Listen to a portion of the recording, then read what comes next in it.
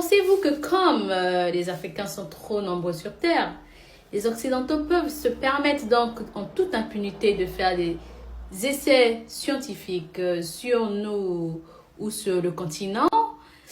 Et c'est pas trop grave s'il y a des conséquences derrière ou si quelques-uns meurent. Après tout, on est trop nombreux. Ce projet très étrange, la Fondation Gates le finance à hauteur de 155 millions de dollars. Son objectif serait révolutionnaire, créer des moustiques qui ne transmettent pas le paludisme en les modifiant génétiquement.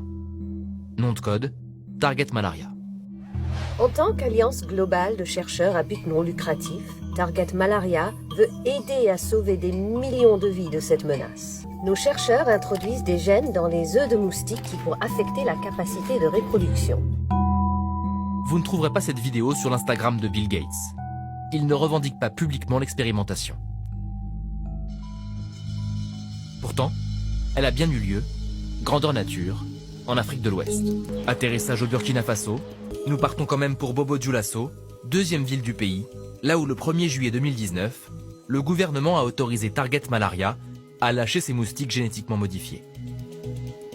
Une première sur tout le continent africain, mais sans son et sans image, Target Malaria n'a pas filmé l'opération.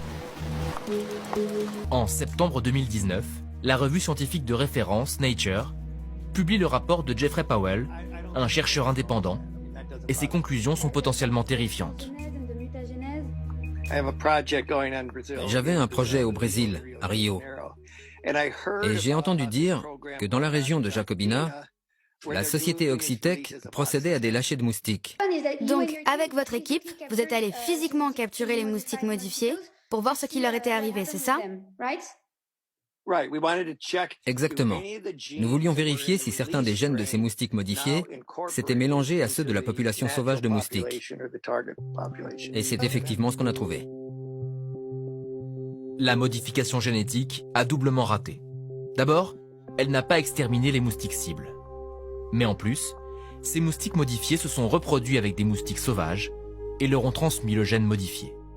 Pour Jeffrey Powell, c'est l'ensemble des moustiques de la zone qui pourraient devenir plus robustes. La question, c'est plus robuste par rapport à quoi? Ils pourraient par exemple avoir une meilleure viabilité, être plus forts, peut-être même se développer plus vite. C'est typiquement ce qui se passe quand vous fabriquez des espèces hybrides. Elles peuvent se développer plus vite, vivre plus longtemps, être plus fertiles. S'il n'y a pas de lien financier entre l'expérience brésilienne et Target Malaria, le projet est similaire. Les moustiques du Burkina risquent-ils un jour de muter, eux aussi? Sur place, personne n'avait envisagé cette possibilité. Quelques mois plus tard, Target Malaria nous affirme que le transfert de gènes des moustiques modifiés vers les moustiques sauvages est bien possible, mais qu'il ne présenterait aucun risque. Nous tentons d'interroger l'Agence nationale de biosécurité qui a autorisé Target Malaria à lâcher ces moustiques OGM. Pour toute réponse, le fameux décret présidentiel et son article 9, nos questions portent atteinte à la confidentialité des informations commerciales et même à la sécurité publique.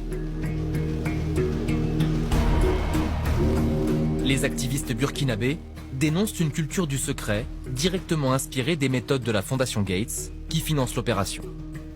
Ici, c'est l'université Joseph Kizerbo de Ouagadougou, Burkina Faso. Et là, c'est l'Institut quand même de développement des sciences et populations. Un remerciement à la Fondation Bill et Melinda Gates qui a soutenu le développement de l'Institut supérieur des sciences de la population. Voici la pancarte. C'est une fondation qui met beaucoup de milliards dans beaucoup de secteurs au niveau de mon pays. Je pense que le gouvernement est compromis à travers tous ces financements-là. Et aujourd'hui, le gouvernement a sérieusement des difficultés pour dire non par rapport à ce que Bill Gates veut faire ici.